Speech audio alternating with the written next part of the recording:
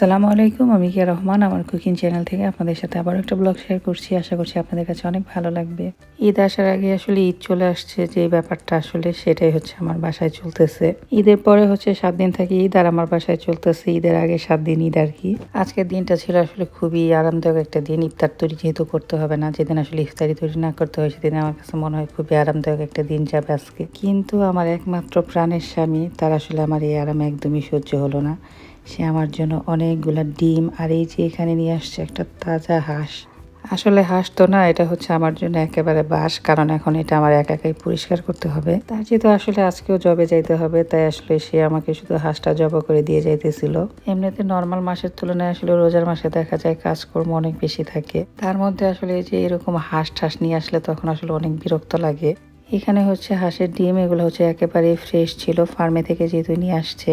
এখন এই যে হাঁসের ডিমগুলোকে কিন্তু পরিষ্কার করতে হবে। পোলাপানের হাগু মতো তো আসলে পরিষ্কার করি সবসময়, এখন আবার হাঁসের হাগু পরিষ্কার করতে হবে। কি একটা আসলে জীবন হয়ে গেছে, জীবনটা একেবারে বেদনাময় হয়ে গেছে। আর আপনাদের ভাইয়ের কথা হচ্ছে ভালো কিছু খাইতে গেলে নাকি অনেক বেশি পরিশ্রম করতে হয়।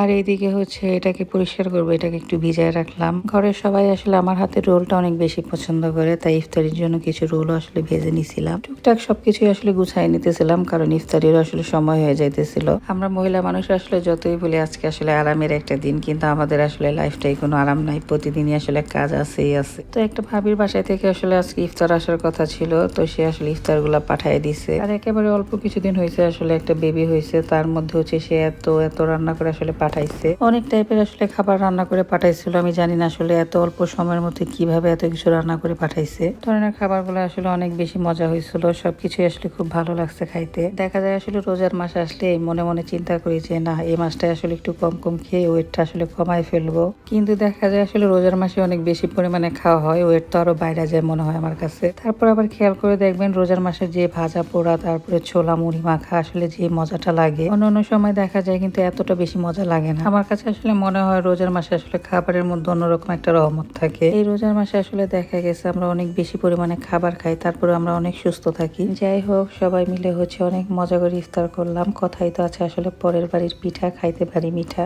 কথাটা কিন্তু আসলে বাস্তব সত্য। আপনি দেখবেন নিজের রান্না অনেকদিন খাইতে খাইতে যখন অন্য কারো হাতের রান্না খাবেন, সেই খাবারটা আসলে অনেক মজা লাগবে।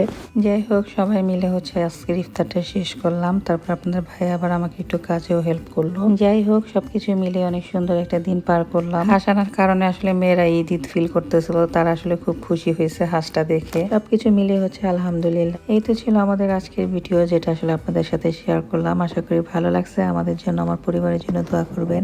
আজকের মতো এই পর্যন্তই। আসসালামু আলাইকুম।